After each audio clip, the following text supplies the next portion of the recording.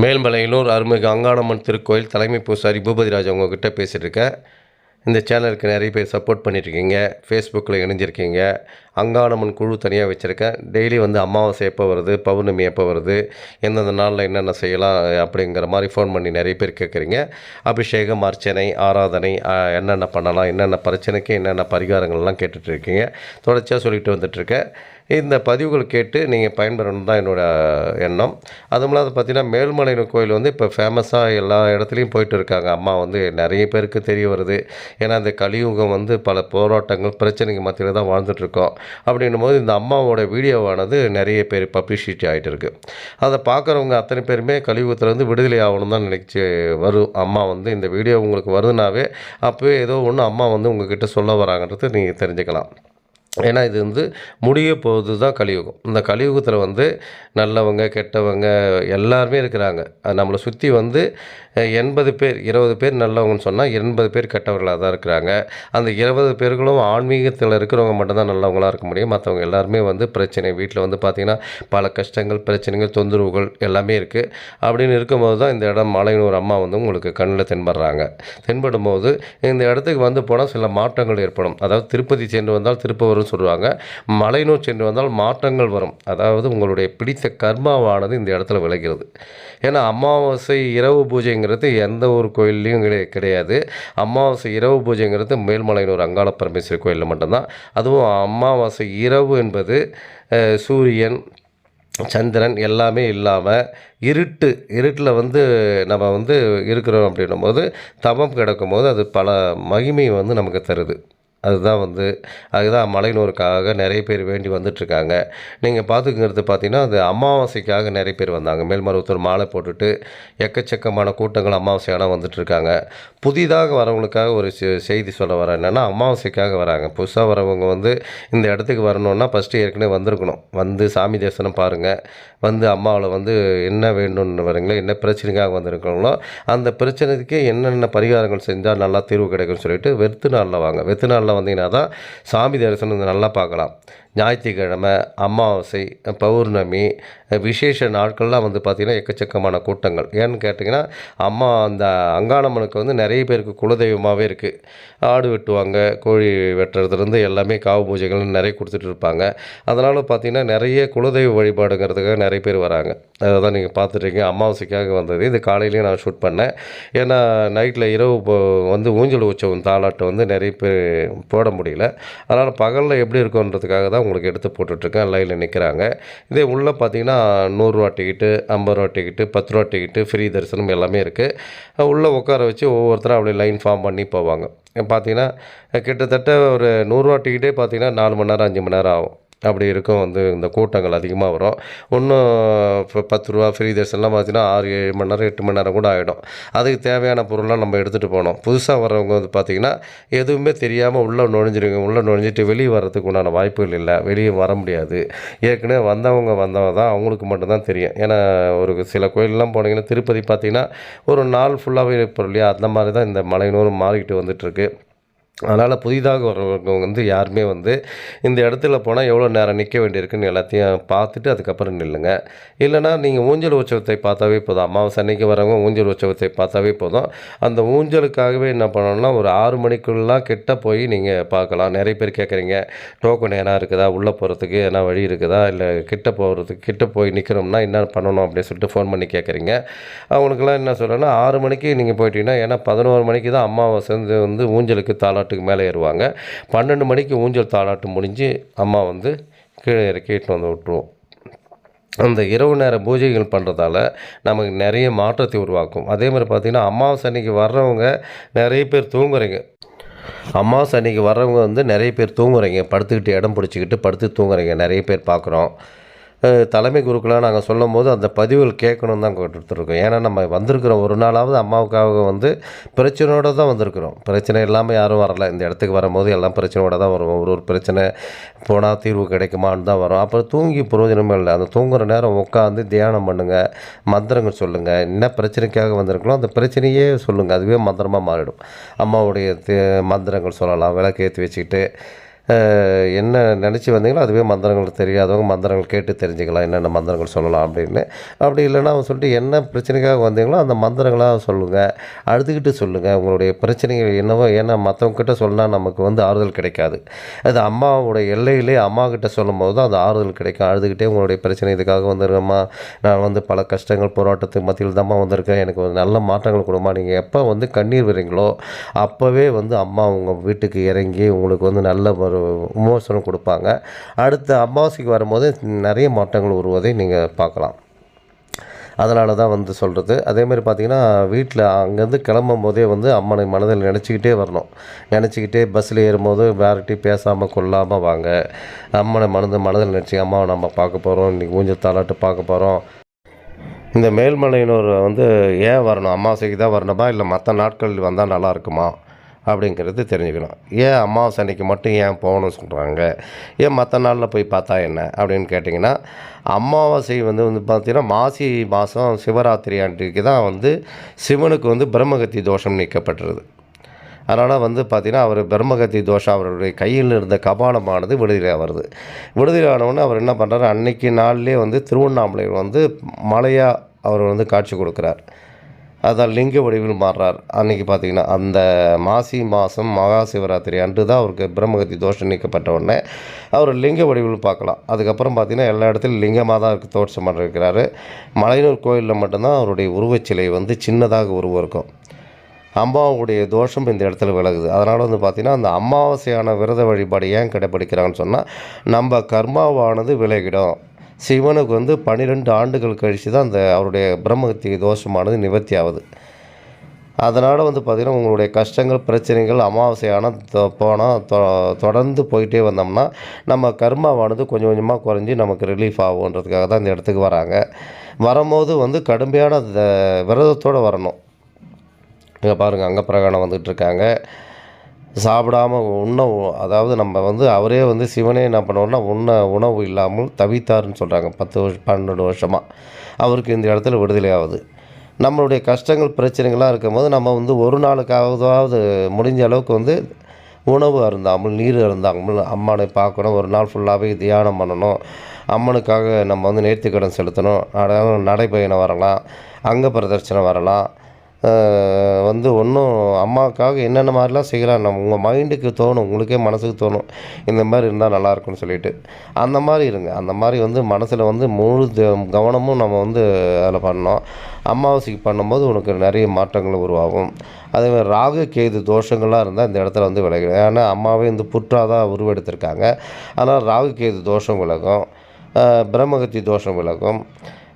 குலதெய்வ வழிபாடு நிறைய பேர் குலதெய்வ கட்டாக இருக்குது. அந்த குலதெய்வ வழிபாடு, ஏன்னா அம்மா தான் முதல் கடவுள். கலியுகம் கடைசி வரைக்கும் அவங்க தான் கடவுள், முழு கடவுளும் இருக்கிறாங்க. அதனால் இன்றைக்கி கலியுகம் பல பிரச்சனைகள் உருவாக்கின்னு சொன்னால் அம்மாவை தான் பிடிக்கணும். நம்ம குலதெய்வ கட்டாக இருந்தால் கூட அம்மாவை பிடிக்கும் போது அம்மா மூலியமாகவும் அந்த குலதெய்வ கட்டானது ரிலீஸ் ஆகும். மூதாதையர்கள் படைக்கிறது அந்த அமாவாசை டைமில் தான். விரதங்கள் திதி கொடுக்குறது எல்லாமே அமாவாசை தான். அந்த அமாவாசை எவ்வளோ மகிமை இருக்கிறது பாருங்கள். அந்த மகிமை தான் இங்கே இந்த கோயிலுக்கு வர்றோம். அமாவாசை டைமில் தான் இப்போ கோயிலை காமிச்சிட்ருக்கு. அமாவாசை டைமு இங்கே அமாவாசை டைமில் காலையிலே வந்தீங்கன்னா நாங்கள் டெஸ்ட் பண்ணுவோம். அதுக்கப்புறம் கூட்டங்கள் அதிகரித்தா அதை பார்க்க மாட்டோம். இதுதான் பார்த்துட்ருக்கீங்க. எங்கள் குரூப் ஆளுங்க தான். எங்கள் குரூப் ஆளுங்களை வச்சு காலையில் ஃப்ரீயாக இருக்கிறதால காலைகளில் பார்ப்போம். ஒரு 10-11 மணிக்கு மேலே ஆச்சுன்னா கூட்டங்கள் அதிகமாகிடும், இங்கே உட்காரவே முடியாது. அதனால தான் அமாவாசை அன்றைக்கி வராதிங்க, யாரும் பார்க்க முடியாதுன்னு சொல்கிறதுக்கு காரணமே. நிறைய பேர் ஃபோன் பண்ணி கேட்குறீங்க, அமாவாசை டைமில் வரணுமா, அமாவாசை டைமில் தான் செய்யணுமா, டெஸ்டிங்லாம் பண்ணணுமான்னு. இவ்வளோ கூட்டத்தில் என்ன பிரச்சனைக்காக வந்திருக்கிறோமோ அம்மாவுக்கிட்டே அருள்வாக்கு கேட்கலான்னு பார்த்தாலும் அது சரியாக வராது. ஏன்னா அந்த கூட்டத்தை இறைச்சலில் கேட்காது. அதான் நீங்கள் பார்த்துருக்கீங்க. ஊஞ்சல் மண்டபத்தை எதிர்க்க கேட்டை போட்டு சுற்றி கேட்டை வச்சுருக்கு. இந்த கேட்டுக்குள்ளே தான் உட்காரணும். அது பார்த்திங்கன்னா ஒரு கேட்டாக வடிவமாக வச்சுருக்குது. அந்தந்த இடத்துல ஜனங்க உட்காந்துக்குவாங்க. 6 மணிலேருந்து இடம் பிடிச்சிக்குவாங்க. அதான் நீங்கள் பார்த்துட்ருக்கீங்க. இப்போவே உட்கார ஆரம்பிச்சிட்டாங்க. நிறைய பேர் 8 மணிக்கு 9 மணிக்கெலாம் வந்தால் இந்த இடத்துல உட்கார முடியாது. ஏன்னா நைட்டு 11 மணிக்கு தான் அம்மா ஊஞ்சல் மண்டபத்துக்கு ஏறுவாங்க. 12 மணிக்கு ஊஞ்சல் உற்சவம் முடியும். அது வரைக்கும் இந்த இடத்துல உள்ளே உட்காரும். ஏன்னா கூட்ட நெரிசல் அதிகமாகன்றதுக்காக தான் இந்த மாதிரி கேட்டாக போட்டிருக்கோம். அங்கங்கே உட்காந்துக்குவாங்க. உட்காந்து சாமி தரிசனத்தை பார்த்து பயன்பெறுவாங்க. கிட்ட வரணுன்னா 6 மணிக்கே போயிடணும். அதுக்கு டோக்கன்லாம் ஒன்றும் கிடையாது. பைசாலாம் செலவுலாம் கிடையாது. நம்ம நேரம் எவ்வளோ சீக்கிரமா வரோமோ, அவ்வளோ சீக்கிரத்தில உள்ளே போய் உட்காந்துக்கலாம். அதான் நீங்க பார்த்துட்ருக்கீங்க. அதுவும் இல்லாம மேல்மலையனூர் கோயில்ல வந்து அமாவாசை வழிபாடு பார்த்தீங்கன்னா, அந்த குலதெய்வ வழிபாடு கட்டு உடைக்கும்னு சொல்லியிருக்கேன். மேற்கொண்டு பித்ரு தோஷமும் மூதாதையர்களுக்காக படையல் போடுறதெல்லாம் வந்து அமாவாசை அன்னைக்கு தான் திதி குடுப்பாங்க. இது எல்லாமே வந்து அமாவாசையில தான் நடக்கும். ஏன்னா நமக்கு வந்து பிரச்சனைகள் வந்து பார்த்தீங்கன்னா, அமாவாசை அன்னைக்கு வந்து விடுதலை ஆவறது தான் அமாவாசை இது. இந்த இடத்துக்கு வரும்போது ஒரு 10 பேருக்கு அன்னதானங்கள் நீங்க வாங்கி குடுங்க. வாங்கி குடுக்கும்போது உங்க மூதாதையருக்கு தான் போய் சேரணுன்ற மாரி நெனச்சிட்டு வாங்கி குடுங்க. அது மூதாதையருக்கு போய் சேர்ந்துரும். 10 பேருக்கு அன்னதானங்கள் வாங்கி குடுங்க. தண்ணீர் குடுங்க. நெறைய வருவோம். பிரச்சனையோட இருக்கிறோம். தண்ணி குடுத்தா கூட போதுமானது. சாப்பாடு, அவங்களுக்கு தேவையானது இந்த பக்தர்கள் எல்லாமே ஏதோ ஒரு வேண்டுதலுக்காக வந்திருப்பாங்க. நம்மளுடைய கர்மாவானது கழியணும்னா, இந்த இடத்துல அவங்களுக்கு நமக்கு நேர்த்திக்கடனா என்னென்ன செய்யணும்னு நெனைக்கிறீங்களோ, உங்களால முடிந்த உதவிகள் என்ன செய்யணும்னு மனசுல தோணுதோ அதெல்லாம் குடுங்க. அதெல்லாம் செஞ்சு குடுத்தீங்கன்னா நல்லது. அன்னதானங்கள் வாங்கி குடுக்கலாம். இல்ல ஆக்கி போடுறவங்க கூட ஆக்கி போடலாம். பூ வாங்கி குடுக்கலாம் கோயிலுக்கு. இது கிட்டத்தட்ட பார்த்தீங்கன்னா, இந்த ஊஞ்சல் மண்டபத்துக்காக 1,00,000 ரூபா, 1,50,000 ரூபா கிட்டத்தட்ட அந்த பூ ஜோடிப்பு அத்தனைக்கும் செலவு பண்ணுறோம். இது வந்து அம்மாவை வந்து அலங்கரிக்கப்பட்டு பூ வந்து வரும். ஆதி காலத்தில பார்த்தீங்கன்னா, இதெல்லாம் வந்து சாதாரணமாவே காசு குடுத்து வாங்க வேண்டியதில்ல. எல்லாமே ஃப்ரீயாவே கிடைச்சிருக்கும். இப்ப தான் நம்ம காசு குடுத்து எல்லாமே வாங்கிட்டு இருக்கோம். எல்லாமே வந்து வாங்கி பக்தர்கள்லாம் வந்து குடுக்குறாங்க. நெறைய பேர் டொனேஷனும் குடுக்குறாங்க. நெறைய பேர் கேட்குறீங்க, இந்த ஊஞ்சல் மண்டபத்துக்கு வந்து டொனேஷன் எதனா குடுக்கணுமா? குடுத்தா நல்லாயிருக்குமா? அப்படின்னு சொல்லிட்டு. இந்த மாரி ஒரே நபரா எடுத்து செய்றதாலும் செய்யலாம். ஒரு அமௌண்ட் குடுத்துட்டுல இத பார்த்தீங்கன்னா, ஒரு 50,000 1,00,000 ரூபா அப்படி குடுக்குறவங்களும் இருக்கிறாங்க. இல்லங்க என்னால அவ்வளோலாம் குடுக்க முடியாது. ஏதோ எங்களால முடிஞ்ச ஒரு காணிக்கை ஒரு 10,000லேருந்து குடுக்கலாம். அதுலேருந்து ஏன்னா ஒரு 10 பேர் சேர்ந்து குடுத்தீங்கனாலும், ஒரு ஊஞ்சல் தாலாட்டு பார்க்கணும்னு நினைக்கிறீங்க. 1 மாசமாவது அம்மாவ வந்து ஊஞ்சல் தாலாட்டு மேடை ஏறி பண்ண மாட்டோமான்னு நினைப்பீங்க. அப்படின்னு நினைக்கிறவங்க, ஏதோ அம்மனுக்காக இந்த செலவு கணக்குல என்னென்ன செலவாகுது, என்னதுன்னு கேட்டு அதுக்கு செலவுக்கு உண்டானது உபயமா எடுத்து செய்யும்போது, நீங்களே உபயதாரர் ஆயிர்றீங்க. அதேமாதிரி அன்னதானத்துக்கு நன்கொடை செலுத்துறவங்க அன்னதானமும் குடுக்கலாம்.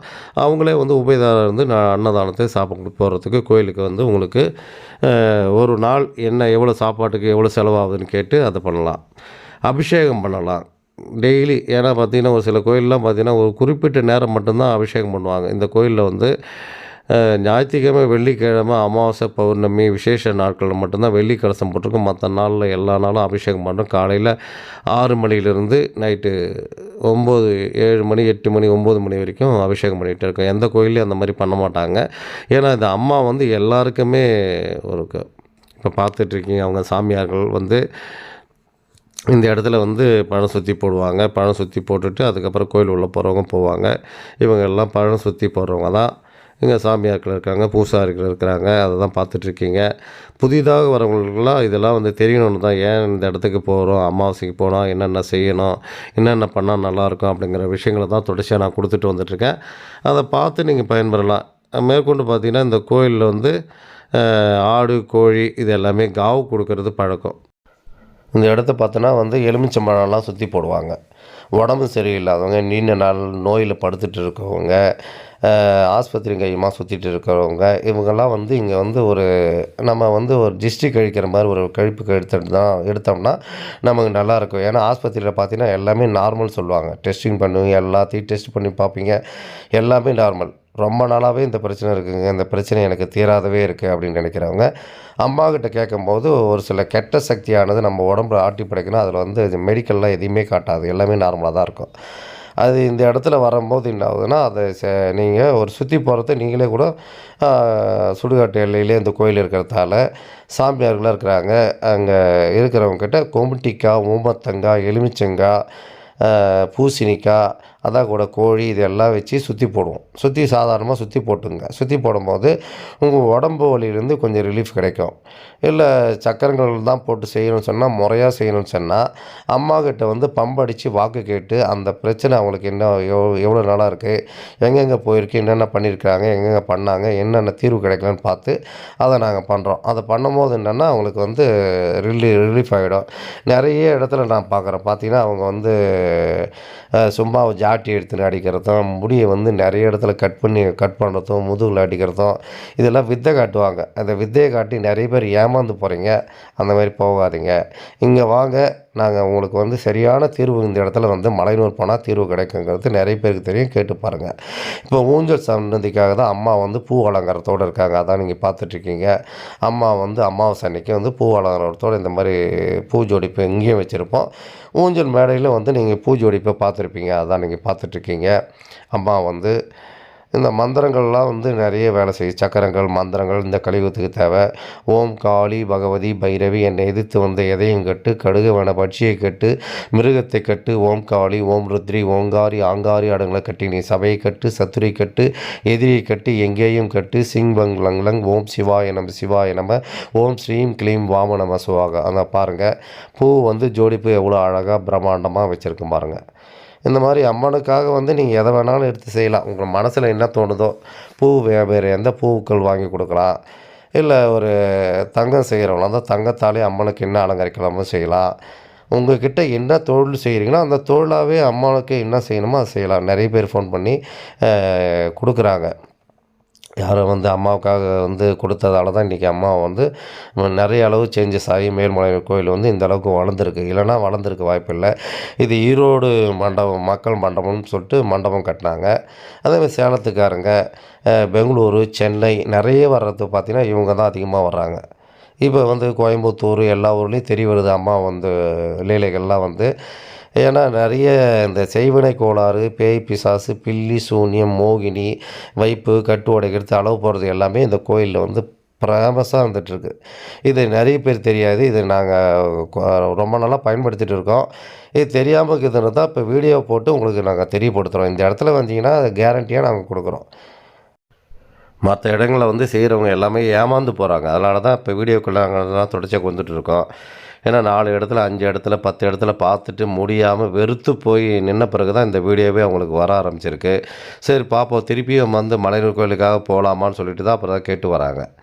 அதனால் வந்து இந்த இடத்துல போனால் தீர்வு கிடைக்கும். நிறைய பேர் ஜாட்டி வச்சு ஏமாத்துறது, நிறைய அவங்கவுங்க பேரெல்லாம் நான் சொல்ல விரும்பலை. ஏன்னா வந்து அதெல்லாம் வந்து எங்கள்கிட்ட சொல்கிறாங்க. அவங்கெல்லாம் வந்து நாங்கள் இவ்வளோ பணம்லாம் கொடுத்தோம், கொடுத்துட்டா திருப்பி ஃபோன் பண்ணால் எடுக்க மாட்டேன்றாங்க, கேட்டால் ஒழுங்கான பதில் இல்லை. ஏன்னா அவங்களுக்கு தெரியாது, பாதி விதை தான் தெரியும், பாதி விதை தெரியாது. இங்கே வந்து நாங்கள் முழுசாகவே உங்களுக்கு ரிலீஃப் பண்ணுறதுக்கு உண்டான வழிகளை அத்தனையுமே செஞ்சு கொடுக்குறோம். உங்களுக்கு 100% கேரண்டி தரோம். இது எந்த விதத்துலேயும் மாற்றம் கிடையாது. நாங்கள் கொடுக்குற கேரண்டி வந்து பார்த்திங்கன்னா 100% சரியில்லைன்னு சொன்னால், உங்களுக்கு தீர்வு கிடைக்கலன்னு சொன்னால் அந்த பணத்தையும் நாங்கள் திருப்பி கொடுத்துட்றோம். மற்ற இடத்துல அதேமாதிரி கொடுக்குறாங்களான்னு கேளுங்க. கொடுக்க மாட்டாங்க. கேட்டால் வந்து எல்லாம் நாங்கள் பண்ணிட்டோம், சரியாக போச்சு, அதுக்கப்புறம் நாங்கள் ஒன்றும் பண்ண முடியாதுன்னு ஃபோன் பண்ணால் எடுக்க மாட்டாங்க, பதில் சொல்ல மாட்டாங்க. மலையனூர் வந்து போகிறவங்களுக்கு அத்தனை பேருக்கு தெரியும், இந்த இடத்துல வந்து இது வரைக்கும் தீராத பிரச்சனையே கிடையாது. ஏன்னா எல்லாத்துக்குமே இந்த கோயில் வந்து சிறப்பு மிக்க கோயில்களாக இருந்துகிட்ருக்கு. ஏன்னா வந்து பக்தர்கள் அந்த மாதிரி வராங்க. நிறைய பேர் வர்றதால தான் அவங்களுக்கு தெரியும். இங்கே வந்து போகிறவங்க, மாமூலாக வந்து போகிறவங்களுக்கு என்ன நன்மை நடந்திருக்கு அப்படிங்கிறதெல்லாம் தெரிய வரும். புதுசாக வரவங்களுக்கு தெரியாது. ஏன்னா இந்த ஐதீகம் என்னன்னு தெரியாது. இந்த கோயிலுடைய ஐதீகம்னா என்ன, பிரம்மகத்தி தோஷம் சிவனுக்கு ஏன் நீங்கிருச்சு, அம்மா வந்து என்ன அவதாரத்தில் வந்திருக்கிறாங்க. அதனால் அமாவாசை அன்னைக்கு போனால் என்னென்ன நம்ம வந்து செய்யலாம் அம்மாவுக்காக அப்படிங்கிற மாதிரி வரணும். வரும்போது வந்து பார்த்திங்கன்னா இந்த மாதிரி வந்து லைனில் நின்று எவ்வளோ நேரம் நிற்கிறாங்க பாருங்கள். அதான் லைனில் பார்த்துட்ருக்கீங்க. மேலே கேட் வழியாக வந்து போவாங்க. இந்த கோயிலில் வந்து பார்த்திங்கன்னா 4 பக்கமும் வழி இருக்குன்னு நான் ஏற்கனவே சொல்லியிருக்கிறேன். 4 பக்கம் வழி வந்து பார்த்திங்கன்னா இந்த பரிகார தலங்கள் எல்லாமே அந்த மாதிரி தான் இருக்கும். ஒரு பக்கம் உள்ளே போனீங்கன்னா அடுத்த பக்கத்தில் வெளியில் போகும்போது வேறு பக்கமாக தான் போகும். அப்போ கெட்ட சக்திகள், பேய் பிசாசு, பில்லி சூன்யம் வந்து சாதாரணமாக நின்றுடும். அதான் நீங்கள் பார்த்துட்ருக்கீங்க. 100 ரூபா டிக்கெட் என்ட்ரன்ஸ் வந்து வழி மேலே வந்து அப்படியே ஃபார்ம் ஆகி உள்ளே போவாங்க. உள்ளே வரது ஒரு பக்கமாக இருக்கும். அடுத்தது வெளியே வர்றது வேறு ஒரு பக்கத்தில் தான் வெளியில் வருவாங்க. அந்த கோயிலுடைய ஐதீகம். அதேமாதிரி பார்த்திங்கன்னா கோயிலுடைய கால்பாதம் இந்த இடத்துல இருக்குது. கோயிலுக்கு வெளியில் அவுட்டரில் இருக்குது.